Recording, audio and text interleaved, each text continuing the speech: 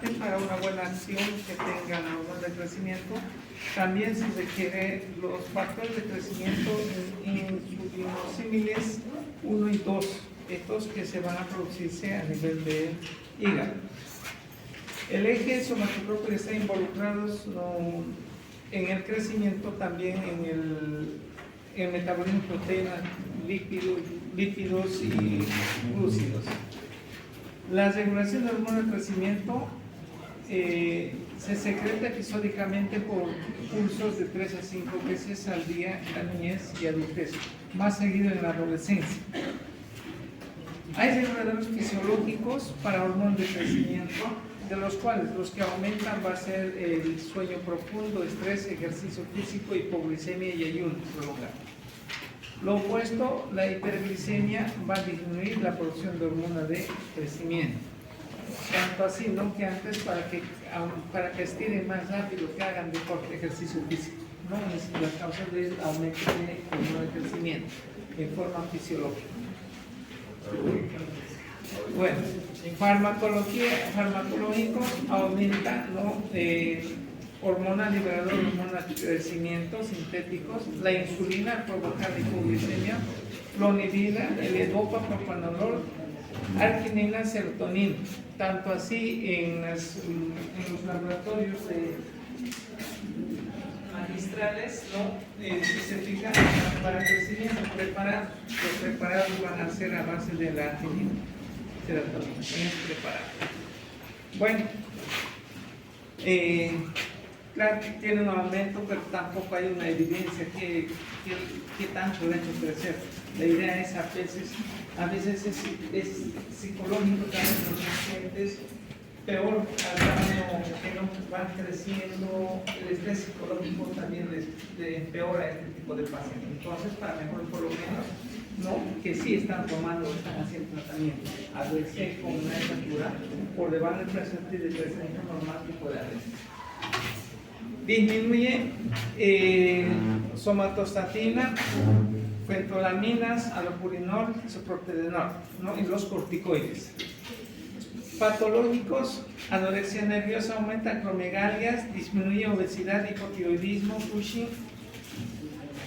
Los mecanismos de acción de hormona de crecimiento en gran parte se desconocen, pero en algunos tienen acción directa, como en cartílagos de crecimiento, ¿no?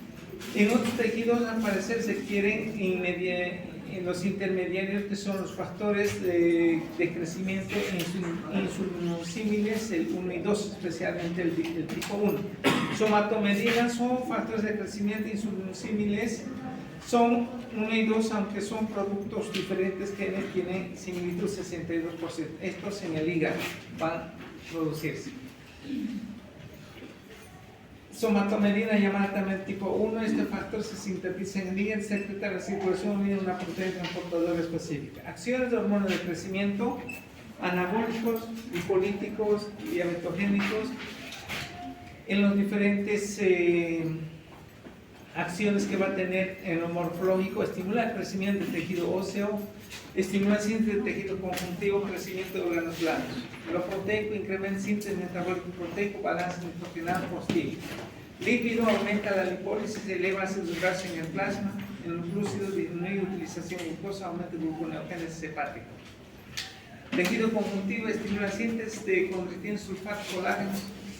Metabolismo de calcio y fósforo, aumenta absorción intestinal y excreción urinaria de calcio. Metabolismo de agua electrolítica, eleva filtración glomerular, disminuye excreción urinaria.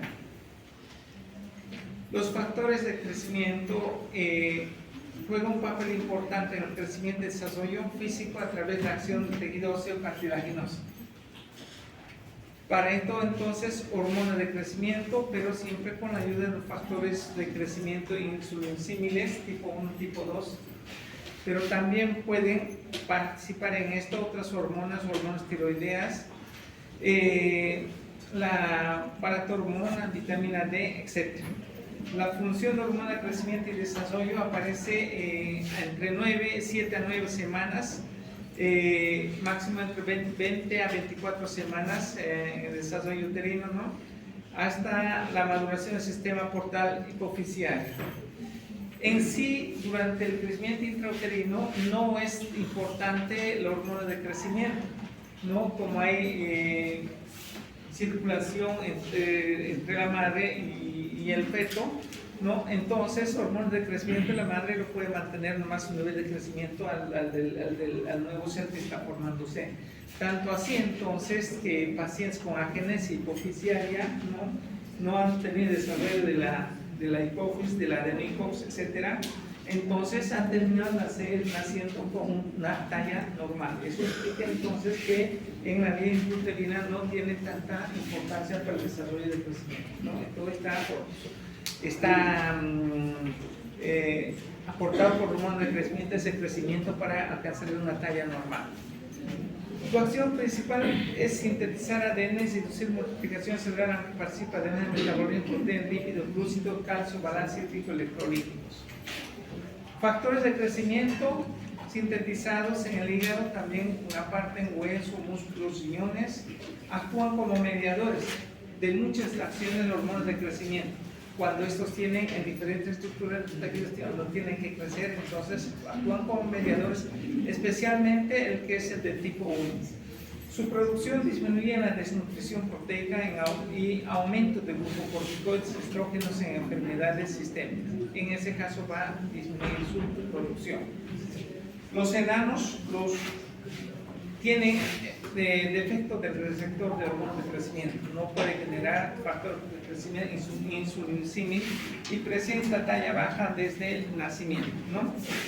En el hombre, enanismo, vamos a considerar menor a menos de 130 centímetros de estatura, y en las mujeres menor a 120, ¿no? Entonces, debajo de esto hablamos de enanismo, enanos. Mujer 120, hombre 130 centímetros. Las hormonas tiroideas, también aquí hablamos de las hormonas tiroideas, directamente hablamos aquí, efecto de hormonas tiroideas disminuye la hormona de crecimiento, reduce las hormonas transportadoras insulinosímil tipo 1, entonces como resultado, en hipotiroidismo va a haber un crecimiento lento, y en el hipertiroidismo va a haber un crecimiento aumentado, crecimiento esquelético excesivo. Ahí tenemos entonces el efecto de las hormonas tiroideas en relación al crecimiento. Hipo, lento, el otro aumento.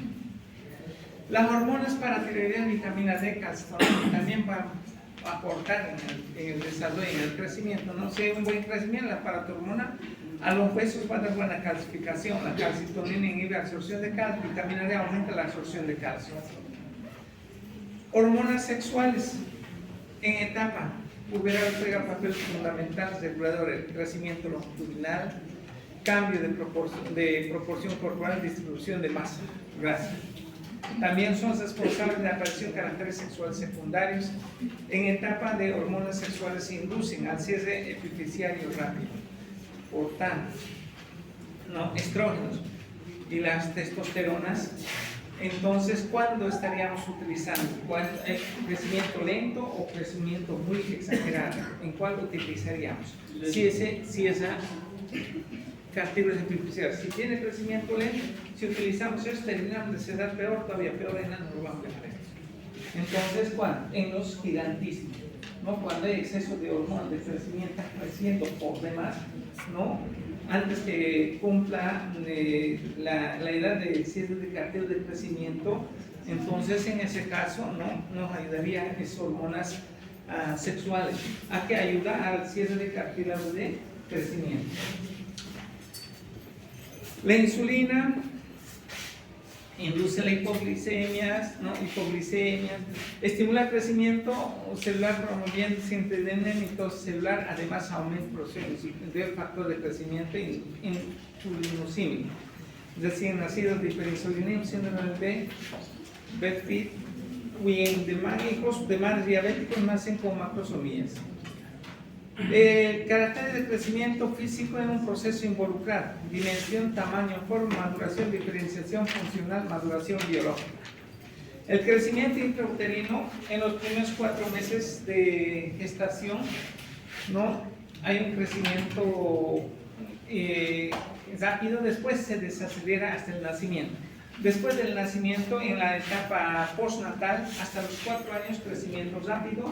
Posteriormente, hasta la adolescencia, ¿no? Va a desacelerarse, o sea, hasta 12 años, pubertad. Después de 12 años, nuevamente crecimiento rápido, ¿no? Acelera hasta la osificación de los cartílagos de crecimiento. Crecimiento postnatal, entonces, el crecimiento prenatal hasta 4 meses de gestación rápido, después se desacelera hasta el nacimiento. Pero ese crecimiento intrauterino no está regido con hormona de crecimiento del mismo ser en desarrollo, ¿no? En esa hipofisiaria, como hemos visto, terminan naciendo con un tamaño normal. En la postnatal hay crecimiento rápido hasta los 4 años, ¿no? Por año pueden ser 27, 12, 10, 8, así va bajando, primer, segundo, tercer, cuarto año. Después el periodo de crecimiento lento, de 4 años hasta la pubertad va a ser lento, de 4.5 a 7 centímetros por año. De nuevo periodo de crecimiento rápido durante la pubertad, 12 centímetros por año en varones, 10 centímetros en mujeres, hasta la osificación, ¿no? Cartílagos de crecimiento. Depende de condiciones ambientales intrauterinas como función placentaria y crecimiento uterino. Los cambios, factores hereditarios actúan después del nacimiento de los primeros 2 años, alcanzando el crecimiento de acuerdo a la carga genética. Entonces, en los primeros 2 años, ¿no? Según la carga genética, puede ser crecimiento lento, ¿no? O crecimiento normal. Va a estar determinante, va a ser los primeros 2 años de crecimiento. En cuanto a proporcionalidad, cerebro y cavidad craneal alcanzan precozmente su tamaño definitivo y no así las extremidades. Por tanto, al nacer primer segmento superior, vértex isquion es mayor que el segmento superior pubis suelo, relación 1 a 7. Al final de la pubertad, esa relación va a ser proporcional 1 a 1. Desarrollo postnatal. La progresión de edad ósea y dental son indicadores de maduración biológica. Maduración prenatal se observa osificación cartílago, diapicial, núcleos, epifisial, fémur y tibia. En la postnatal hay osificación del carpo y tarso. Maduración puberal va a ser con el cierre del cartílago de crecimiento.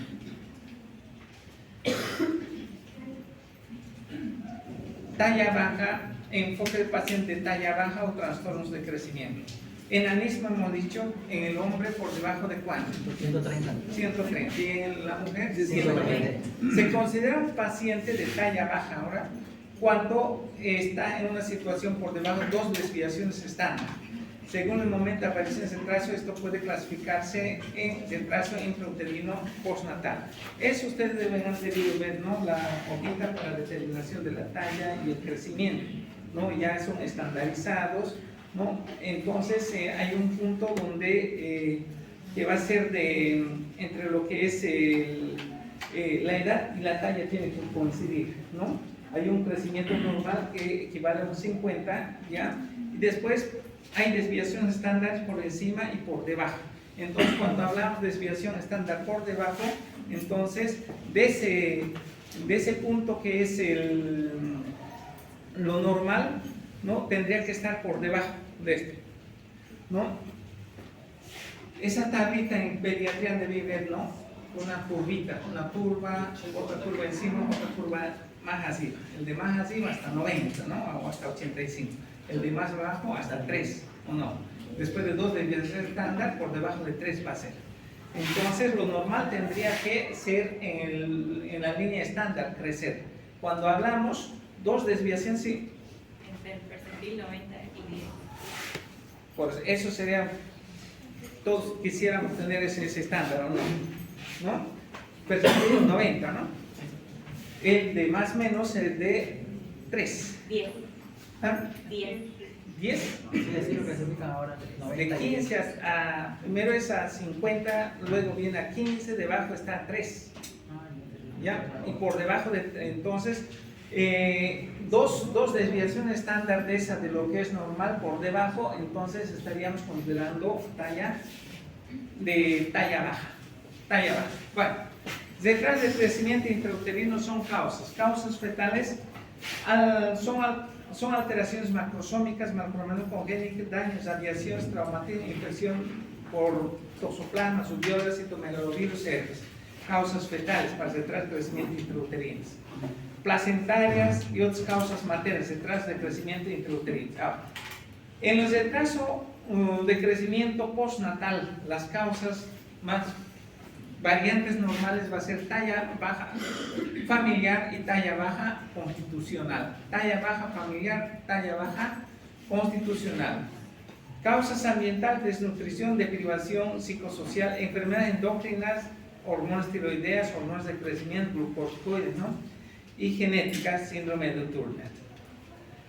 Retraso de talla baja constitucional.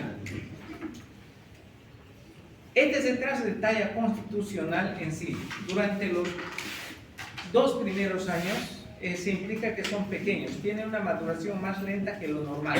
Nacen con una talla normal, pero en los primeros 2 años van a desacelerar, en los primeros 2-3 años de vida. Luego tienen un crecimiento a velocidad normal, por año, yendo por debajo de 2 desviaciones estándar de lo normal. Llegan hasta la pubertad, ya van a llegar a la pubertad un poquito tardío y eso, pero después llegan a la pubertad y esas desviaciones se van a normalizarse de acuerdo a su carga genética, alcanzando una talla normal. Entonces no requiere ningún tipo de tratamiento, excepto las emociones, conflictos emocionales que puede desencadenar. ¿Cuántas veces han visto en sus compañeros cuando eran en escuela, ¿no? El más enano era, el pequeño es de la misma edad, ¿o no? Pero a la edad de ustedes son del mismo tamaño, ¿o no? ¿No? Entonces aquí estamos hablando de retraso de talla constitucional. Nacen normales, crecen. En los primeros 2 años hay desaceleración de crecimiento. Con esa desviación estándar que tiene de desaceleración de crecimiento normal, así van a crecer hasta la pubertad y en la pubertad van a alcanzar su talla normal. De normales. Ese es el caso de talla constitucional. Y esta otra es el caso de talla familiar, que es la más común de talla bajas. Aquí lo mismo, nacen normales, ¿no? En los 2 primeros años se van a desacelerar. Con esa desaceleración, ¿no? Por debajo de las desviaciones estándar, 2 desviaciones estándar, crecen hasta la pubertad. Pero en la pubertad no van a alcanzar su talla normal. O sea, en relación a lo que es normal, van a quedar nomás bajo de tamaño. Esto entonces, trazo de talla familiar. La pubertad, si no es la habitual, la talla fija es baja, ¿no? Por ejemplo, no podemos relacionar los talla baja, los coreanitos de ese lado, ¿no? Tienden a ser un poquito más de tamaño bajo, pero eso es genéticamente, tamaño de desarrollo de la altura que van a tener. Entonces, eso es el trazo de talla familiar, ¿no? Bueno. Deprivación psicosocial, aquí se habla también, ¿no? El factor psicológico y emocional también inhibe en el desarrollo del crecimiento. Tanto así en los niños del orfanato, ¿no? Niños del orfanato donde mejor quizás que de la dieta que podemos tener en casa, lo tienen ellos. ¿Por qué? Porque muchos de esos orfanatos tienen donaciones y tienen ahí psicólogos, tienen de paso, tienen nutricionistas que lo preparan con balanza, tienen su desayuno media mañana, mediodía, todo completo tienen. A pesar de eso, tienden a tener talla baja, ¿no? Entonces, ahí lo que está afectando es lo que se compra de deprivación psicosocial. Cuando muchas veces tienden a sacar a esos niños con talla baja que estaban creciendo, durante los niños sacan un ambiente familiar, ¿no? Donde es más abierto, con inclusión dentro de una familia, como adoptados, etc. Y tienden a recuperar esa talla. La desnutrición, la causa más común de retraso de crecimiento, lo cual puede ser también provocar restricción voluntaria, ¿no? En caso de nutrición proteica, el hormona de crecimiento está elevado, los bajos niveles que están los factores de crecimiento insulinsímil 1, situación que se revierte, que se va a revertirse no después de una buena nutrición. Enfermedades sistémicas endocrinas, de los cuales ya mencionamos, sistémicas no endocrinas, de los endocrinas ya mencioné, no endocrinas, enfermedades intestinales, enfermedades celíacas, enfermedades de mala absorción, enfermedades crónicas, etc. Entonces esto es mala absorción de los nutrientes que está llevando. También va a llevar entonces a alteración de la producción de hormonas de crecimiento. Enfermedades respiratorias y enfermedades infecciosas, anemias, pueden también llevar. Retraso de talla de causas endocrinas, déficit de hormona. Las causas endocrinas en sí, si se habla de los hormonas de crecimiento, alteración para talla baja, etc., representaría solamente 5% de todos los efectos de crecimiento que puede haber, ¿no? Desde hormona de crecimiento se da en uno de 10.000 niños, más en hombres, un cuarto en relación a mujer. Se sospecha en niños de talla baja, distribución troncal de grasa en pectorales, abdomen, facies, frente amplia, bombada, mejilla redondeada, mentón poco desarrollado, voz agudo, la pubertad está retrasada. Clasificación de déficit de hormonas de crecimiento. Para déficit de hormonas de crecimiento puede haber alteraciones hipotalámicas. Cuando hay alteración hipotalámica, entonces habría déficit de hormona liberadora de hormona de crecimiento, ¿no? Falla secundaria como histiocytosis, sarcoidosis, adenomas, postinfecciones, radiaciones, estos pueden llevar a esto. La otra es falla hipofisiaria, ¿no? Déficit de hormona de crecimiento, lo mismo, histiocytosis, sarcoidosis, adenomas, radiaciones, postinfecciones pueden llevar. Otra es la resistencia periférica de hormonas de crecimiento.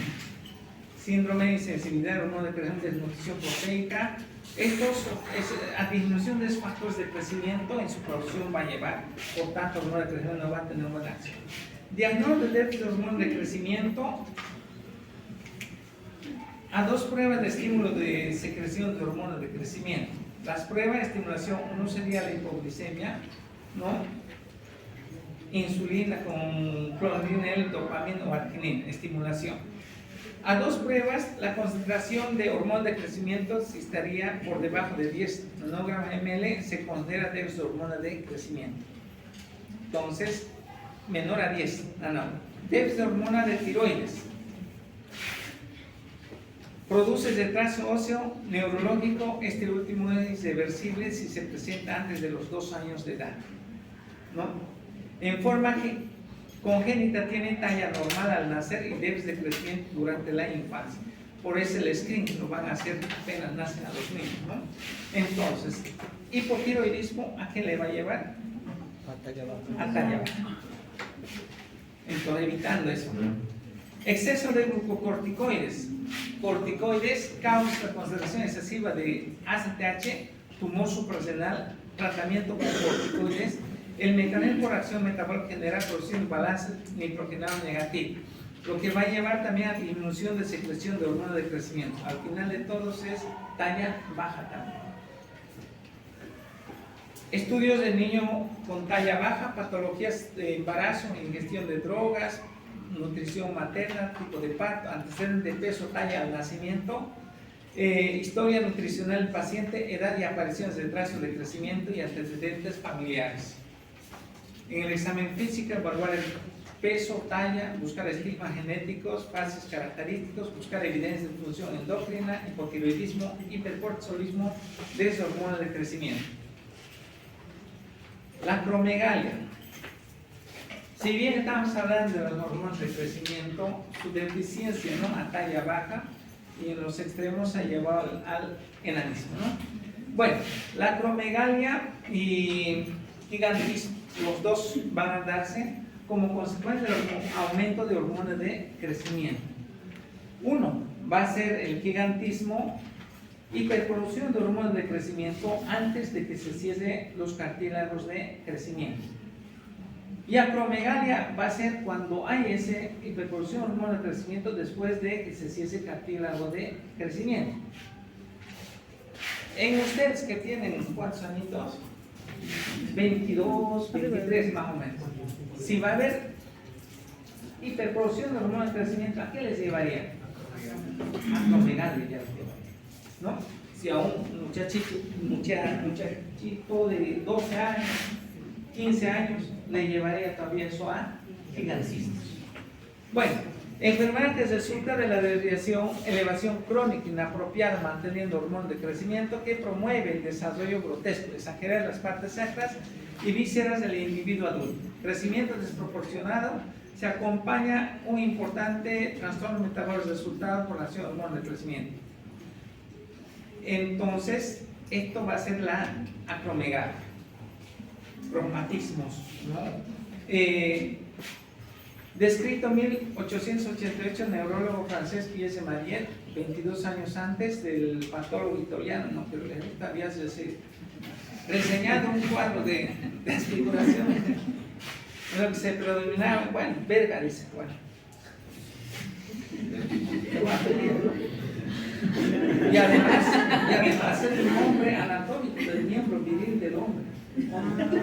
Una vez yo pregunté eso. Miembro viril del hombre. Llamaban también verga, falso o verdadero le puse. Entonces sencillo, falso. Vayan a leer testigo y busquen ese miembro. Ahí está. Miembro viril del hombre, pene o verga. En testigo. De los 4 tonos, pero le estoy hablando de los libros gruesos de los papás de anatomía. Vean, ¿no? Este es el nombre, anatomía. Bueno. Se enteraron, decían. Bueno, no, de verdad es en testigo está eso. Bueno, denominada prospectasia y apunto que en la necrosis de la psiquiatra que estaba agrandado en ese paciente. Sospecha de origen hipoficiario fue comunicado por Minkowski en 1888, aunque su vinculación con una hiperfunción hipoficial se comunicó al neurocirujano en 1909. Entonces, este tipo de pacientes con cromatismo que tenían cuando obitaban, entonces hacían el estudio de la psiquiatría. Evidentemente, en relación a los otros, era mucho más ensanchada la psiquiatría. Eso estaba relacionado, ¿no? Que había entonces una hiperproducción, un adenoma, un tumor que hacía que hipersecretaba la hormona de crecimiento en este tipo de pacientes, y eso es lo que aumentaba y ensanchaba la psiquiatría. Se presenta en la tercera o quinta década de vida, entre 42 y 44 años. La distribución por sexos es similar. Etiología de hipersomatotropismo, exceso de hormona de crecimiento. En la hipófisis, que es la principal, va a ser adenoma de las células somatotropas donde va a producir la hormona de crecimiento. Adenoma mixto, la hormona de crecimiento y la prolactina que se produce en las lactotropas, ¿no? Adenoma de células somatotrópicas, células madres acidófilas y diatópicas, etc. Bueno, el tumor hipoficial ectópico, seno esfenoidal y paraparín. Tumores extrahipoficiales que también pueden ser para que aumenten, ¿no? Sea de páncreas, de pulmón, ovarios, mama. Exceso de secreción de hormona liberadora de hormona de crecimiento. En este caso estamos hablando de hipotálamo. En hipotálamo, un hematoma o ectópico, carcinoide, tumor de células pancreáticas, pulmonares, etc., de otros lugares que pueden estar estimulando. La acromegalia, el 99% es de origen adenoma hipoficial, productor de hormona de crecimiento. La patogenia de hipersomatotropismo no está definitivamente esclarecida, aunque las evidencias más recientes apuntan hacia trastorno hipoficial primario. En las acromegalias, desde el inicio de la hiperproducción de hormonas de crecimiento hasta el momento de diagnóstico, la progresión es lenta, innotable. para que se manifieste tendría que haber pasado por lo menos 10 años más. Recién se va a notarse de que hay esa alteración de hormona de crecimiento, de acromegal, fases acromegal. Anatomía patológica: los tumores hipoficiales productores de hormonas de crecimiento suelen ser macroadenomas mayor a 10 centímetros, con alguna frecuencia invasiva. Mediante inmunohistoquímica se distinguen adenomas, hormonas de crecimiento exclusivos con variedad densa poco regular, adenomas mixtas, hormonas de crecimiento y de prolactina, adenomas plurihormonales, que hormonas de crecimiento prolactina. Cuadro clínico: acromegalia suele comenzar tercera, quinta década de la vida, de una manera insidiosa, lenta, talmente, con cambios muy sutiles que pasan inadvertidos para el paciente y las personas que los rodean. Después del comienzo de afectación tendrían que pasar entonces unos 10 años para que sea evidente. Las manifestaciones se derivan de dos hechos fisiopatológicos fundamentales de la enfermedad: por la hipersecreción de hormonas de crecimiento, o también otra manifestación, la hipersecreción. Lo que va a llevar la manifestación es de la acromegalia, las manifestaciones, ¿no? Otro, el adenoma al crecer, efecto de masa al comprimir a tener el nervio óptico. La hipersecreción de hormona de crecimiento puede alcanzar hormona de crecimiento después de que se han cesado los castigos de crecimiento, por lo que no es posible un crecimiento longitudinal. Como consecuencia, va a haber aumento de los tejidos blandos y con posterioridad las proporciones extremas del esqueleto. O sea, no va a poder crecer a lo alto, porque va a empezar a desarrollar los pies más grandes, las manos más grandes, los zapatos no los va a entrar, el anillo no los va a entrar, la lengua más grande, pómulos más pronunciados, ¿no? Entonces, como no puede crecer en los pacientes, el cromatismo se va a manifestarse. El grosor cutáneo aumenta de manera generalizada e incrementa profundización de los pliegues. Hipersudación suele ser importante: nariz, labio, oreja, lengua, manos, pies, mandíbula, arcos superciliares, cigomáticos experimenta un crecimiento grotesco. Aspecto facial con engrosamiento, tosquedad de los rasgos, cromatismo, mala oclusión dentaria, también aumenta el tamaño de la cabeza. Paciente nota como progreso el número de zapatos, guantes, anillos, sombrero. Crecimiento de los tejidos blandos, los huesos originan a veces comprensión de los nervios, ¿no? Zona de paso de los nervios, como el síndrome del túnel carpiano. Hay aumento del volumen de la vísceras, corazón, hígado, riñones. Otras manifestaciones: puede haber hipertensión arterial, artropatía acromegálica, cifosis dorsal. Las manifestaciones compresivas locales producidas por el adenoma, en este caso el otro era por efecto de la hormona mismo, y esto llegaría a ser efecto de masa. A la vía óptica, una cuadrantoxia o hemiagnosia bitemporal, ¿no? A eso es lo que va a llevar entonces. Del paciente acromegálico, la línea celular implicada en el inicio gonadotrópica por lo general ocurre en adenomas grandes. Sin embargo, la alteración menstrual de la mujer, la impotencia del varón y la disminución del líbido de ambos sexos son relativamente frecuentes debido a hiperprolactinemia, porque hormonas de crecimiento donde somatotropas con los lactotropas pueden afectarse al mismo tiempo los dos. Diagnóstico positivo: resulta fácil diagnosticar acromegalia cuando ya las manifestaciones faciales de las extremidades ya están establecidas, ya se notan. Sin embargo, el hecho hace que este descubrimiento se retrase unos 5 a 10 años para que esa manifestación se vaya evidenciándose. Evidencia para la típica apariencia clínica: evidenciar la típica apariencia clínica, su confirmación mediante realización de pruebas químicas, técnicas de imagen. Confirmación de determinación de hormona de crecimiento plasmático. mayor a 10 nanogramos por ml. En la mujer normal hasta 5, en el hombre hasta 10. Como es en el hombre hasta 5, en la mujer hasta 10. Bueno, para que sea evidente, para que haga acromegalia, no creo que sea con 11, con 12, ¿no? No obstante, cifra superior a 50 nanogramos ml establece el diagnóstico de macromegalia. Prueba de sobrecarga de la glucosa con determinación de hormona de crecimiento.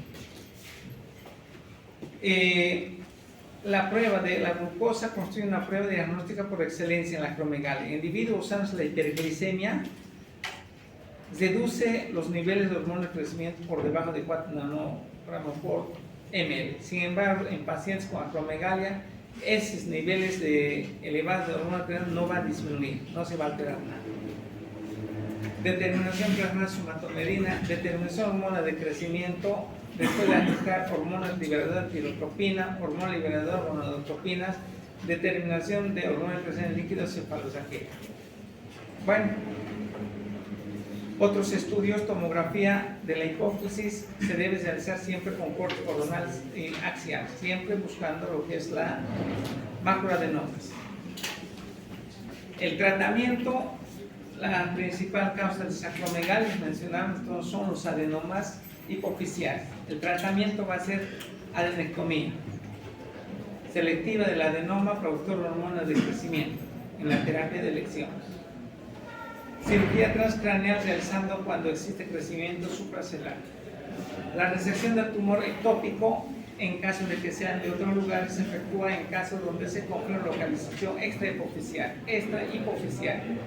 Y después de todo, tratamiento postoperatorio administrando corticoides, prednisona. Los corticoides, ¿a qué va a llevar en relación al hormona de crecimiento? ¿Aumento o disminuye la producción? Suprime, disminuye.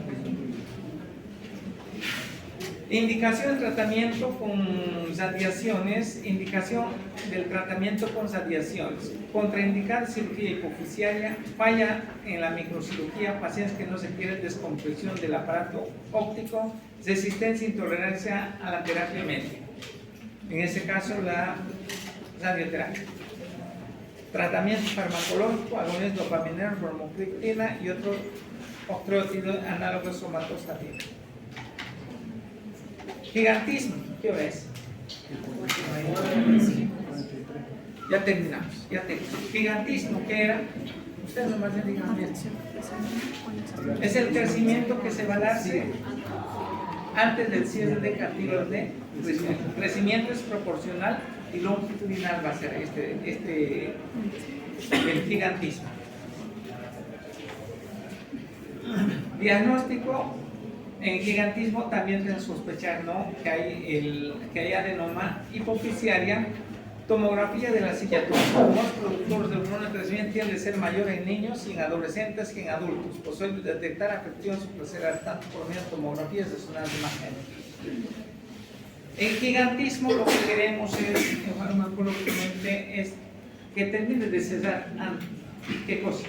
Cartílago de crecimiento. ¿Con qué le van a dar? Mujeres, hombres, ¿con qué? Estradiol y testosterona. Ahí quedamos entonces. ¿Ya? Acromegalia no va a haber. Nos vemos.